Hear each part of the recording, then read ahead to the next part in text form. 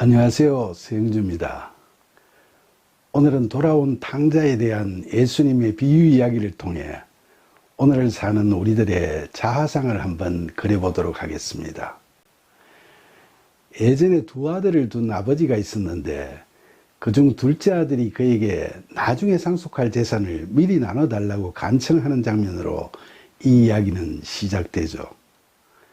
요즘 세태는 재산이 좀 있는 사람들은 미리 자식들에게 정려를 해주기도 하지만 예수님 당시 히브리 사회에서는 아들이 아버지에게 이런 이야기를 하는 건 살아있는 아버지를 어서 죽으라고 하는 불경스럽고 불효한 짓으로 여겨졌죠. 그러니까 이 둘째 아들은 하나님을 거역하는 탕자의 행태를 오늘 이 비유 이야기 처음부터 적나라하게 나타내 보이고 있는 거죠. 그는 아버지 집에서 순종의 삶을 사는 것이 아니라 아버지로부터 등을 돌리고 내 인생을 내 뜻대로 살아보겠다면서 황금만능, 물질만능주의에 젖어있는 세상 속으로 자진해서 들어가겠다는 심각한 타락의 양상을 보이고 있는 겁니다. 이처럼 영적 죄인의 삶을 살아가고자 하는 그는 아버지가 살림을 나눠주자 말자 곧바로 집을 떠나 먼 나라로 가버렸죠.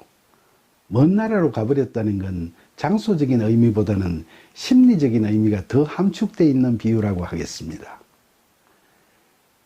결국 이 이야기는 그동안 하나님 안에서 믿음의 삶을 살아왔는데 세상의 유혹에 빠져 세속적인 육신의 정욕, 안목의 정욕, 이생의 자랑에 연연하다가 결국은 영적으로 실족해버림으로써 마음속에 하나님이 없어져 버리고 삶 속에서 자신을 이끌어줄 성령이 소멸되어 버렸다는 걸 상징하는 이야기인 거죠.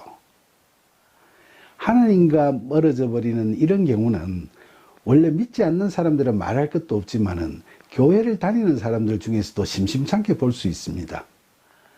모태신앙이든 아니든 간에 다니던 교회를 갑자기 멀리하고 세상적인 삶에 더 깊이 빠져버리거나 형식적으로 교회를 다니고는 있지만 마음은 성경 말씀보다 세상을 더 사랑하고 세속적인 유익을 탐닉하는 삶에 집착하고 있는 사람들도 다 이 비유에서 이야기하는 소위 아버지 집을 떠나 먼 나라로 가버린 둘째 아들과 마찬가지로 영적 탕아인 거죠. 그런데 오늘 이 이야기에서 그런 둘째 아들은 가져간 돈을 허랑방탕하게 다 탕진해버리고 나서 남의 집에 종살이하는 신세가 되어버렸습니다.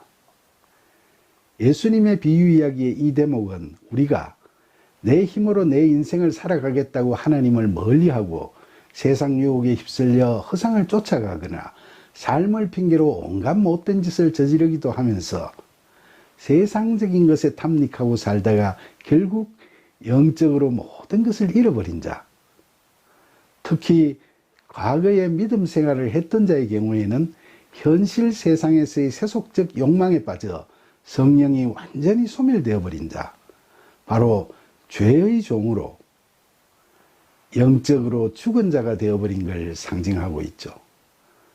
그런데 둘째 아들이 재산을 다 탕진해버린 그 해에 그 나라에 흉년이 들어서 먹고 사는 것이 극심하게 궁핍해졌습니다. 그래서 그는 돼지를 키우면서 그 먹이인 쥐염 열매로 배를 채우고 있었는데 그마저도 다 떨어져서 쫄쫄 굶게 되었죠. 이 상황은 문자 그대로도 처절하고 참담한 상황이지만 영적으로도 하나님을 떠난 후 홀로 내던져진 세상에서 심적으로 어디 한 군데에서라도 위로받거나 의지할 데 없는 처량한 처지에서 심령이 황폐해지고 자기 상실의 아픔을 심하게 겪게 되는 그런 피폐된 상황을 상징하고 있습니다. 이런 참담한 상황에 빠진 그는 돌이켜보니까 떠나온 아버지 집에서는 품꾼들이 몸은 비록 고되게 살았지만 먹는 건 풍족했었는데 지금 자신은 그 보잘것없는 품꾼들보다도 더 딱하게 돼서 이제 먹을 게 없어서 굶어 죽게 되었구나 하는 생각이 드니까 처량하기가 그지없었죠. 그래서 그는 자신의 처지를 애통해하면서 집으로 돌아가서 아버지께 사죄드리고 아들로 대접받기는 염치 없으니까 그저 품꾼으로라도 받아달라고 사정해야겠다고 마음먹게 됩니다. 바로 이처럼 회개하는 대목이 오늘 이야기의 클라이막스라 할 수 있죠. 그러니까 예수님께서 이 비유를 통해서 우리에게 깨달음을 주시고자 하는 메시지는 바로 회개하라는 겁니다. 그런데 구원으로 향하는 회개를 우리는 곧잘 오해하기도 하죠. 그 회개란 우리가 살면서 짓게 되는 하나하나의 죄에 대한 후회나 반성과는 조금 다른 개념입니다. 예수님께서 회개하라 할 때 회개는 우리가 저지른 죄에 대해 후회하고 반성하는 것만이 아니라 그런 죄를 짓고 살아갈 수밖에 없는 죄인된 우리 자신의 존재 가치에 대해 깨닫고 이를 애통해하면서 하나님의 전적인 인도하심을 받고자 하나님께로 다시 돌아오는 것을 의미하죠. 그러니까 오늘 이야기에서도 이 탕자는 허랑방탕하게 가산을 탕진하며 주색잡기에 골몰해왔던 자신이 저지른 모든 죄를 후회하고 반성할 뿐만 아니라 자신은 이제 옛날 자기 집에서 일하던 품꾼들보다도 더 못한 처지에 빠지게 되어버렸다는 사실을 절감하게 되자 자신의 보잘것없는 존재 자체에 대해 애통해하면서 이제 집으로 돌아가서 아버지께 사죄드리고 아들로서가 아니라 그저 품꾼으로라도 받아달라고 사정해야겠다고 마음먹게 되죠. 이 전체 과정이 회개를 상징하는 겁니다. 그런데 우리가 그리스도인으로서 이처럼 회개하고 하나님께로 돌아올 때는 먼저 우리 존재 자체에 대해 애통해야 하는 마음을 품는 것이 굉장히 중요합니다. 우리가 자신이 저지른 죄를 후회하며 다음에는 잘하겠다고 다짐할 때도 자신의 존재 가치에 대한 애통함이 없이 그렇게 하다 보면 자칫 잘못하면 이제는 죄 짓지 않겠다고 자기 의로 살다가 또다시 죄를 짓고 많은 오류를 범할 소지가 많은 거죠. 왜냐하면 우리 인간은 누구나 유한하고 죄인된 존재이기 때문에 그렇습니다. 우리 인간이라는 존재가 대단한 것 같아도 죄 아무리 밟고 화려하다고 뽐내봐야 플러그 뽑아버리면 한순간에 꺼져버리는 빛나던 조명등처럼 하나님 앞에서는 우리의 존재라는 게 누구나 할 것 없이 그야말로 별것 아닌 허망한 피조물에 불과합니다. 그리고 뭔가 마음을 바쳐 만들어 왔다고 자부하던 우리의 세상적 업적이나 자기 의로 이룬 공적이라는 것도 그야말로 해가 뜨면 순식간에 사라져버리는 새벽이슬보다 못한 허망한 것에 불과합니다. 구약성경 욥기에 보면 하나님께서 온전하고 정직하여 하나님을 경외하며 악에서 떠난 자로 세상에 그보다 더한 자가 없다고 칭찬하신 욥조차도 죄인의 굴레에서 스스로 벗어날 수 없는 유한한 존재이고 인간의 육신을 입고 있는 한 죄에서 자유로울 수가 없었습니다. 그는 사탄의 시험에 의해 온갖 고난과 시련을 겪을 때 처음에는 자녀와 재산을 다 잃고서도 하나님께 순종하고 원망하지 않았지만 자신의 몸으로 겪는 고난의 강도가 극심해지자 태어난 것 자체를 저주하기도 하였고 주변 친구들의 책망이 이어지자 참다 못해 자신은 죄짓지 않았고 억울하다고 항변하기도 했죠. 그러나 마침내 전지전능하신 창조주 하나님께서 모습을 드러내시자 그는 하나님 앞에서 자신은 티끌과 재와 같이 보잘것없고 죄인된 존재임을 깊이 깨닫게 됩니다.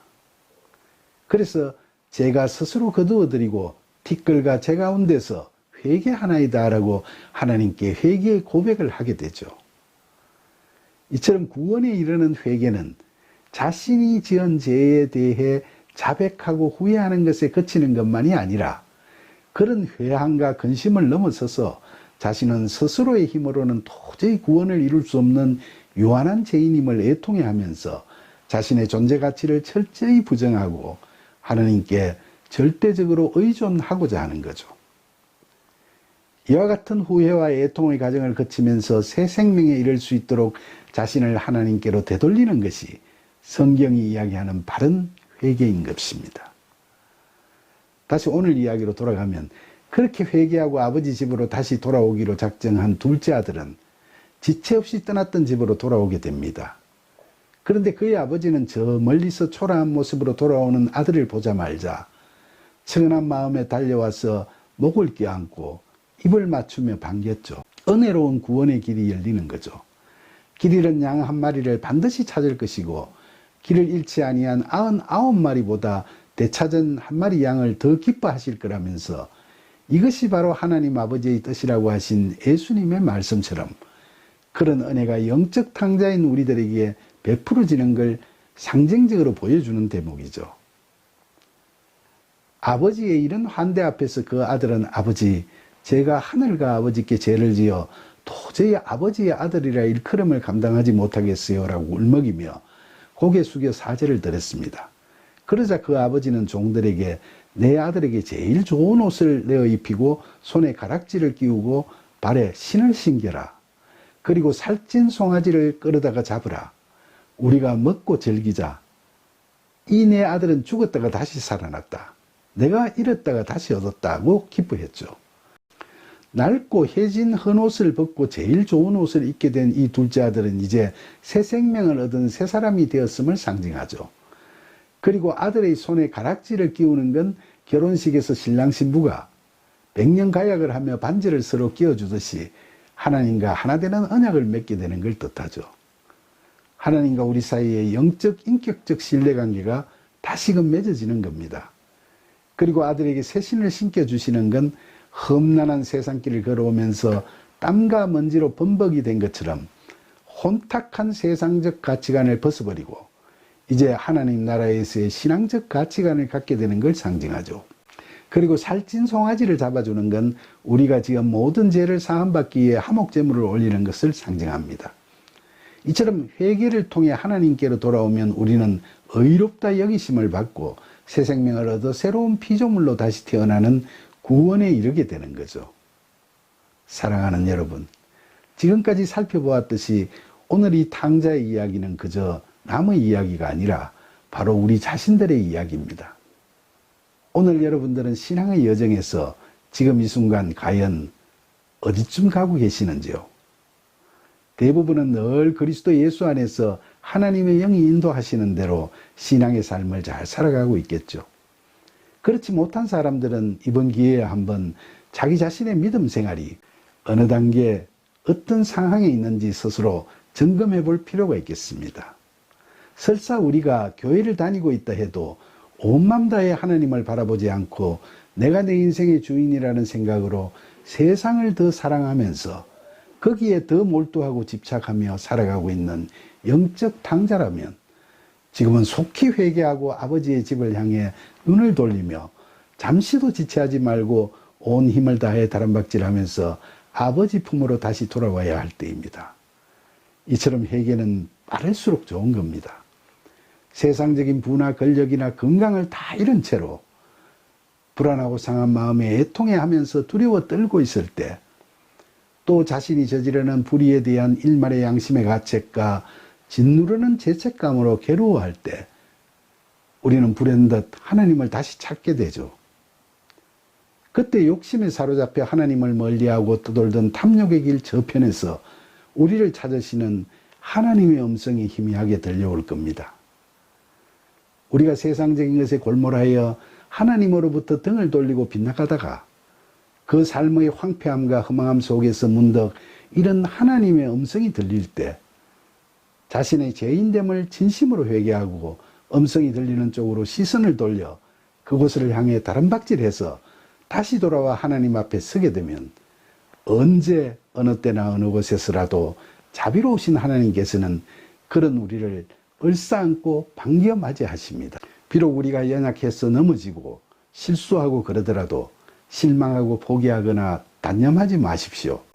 이처럼 거칠고 험난한 세상을 살아가면서 어쩌다 한순간 실족한다 하더라도 맥없이 주저앉아 한탄하지만 말고 나의 나 된 것은 다 하나님 은혜라는 가난한 심령으로 자신을 되돌아보고 자신의 죄인됨을 애통해 하면서 다시금 감동과 감격이 고동치는 하나님과의 기쁜 만남을 위해 하나님을 벗어나서 빗나가던 길에서 속히 되돌아올 수 있는 저와 여러분이 되기를 간절히 바라면서 연약한 우리를 하나님 아버지의 은혜로우신 품속으로 인도해 주시는 예수님의 이름으로 기도드립니다.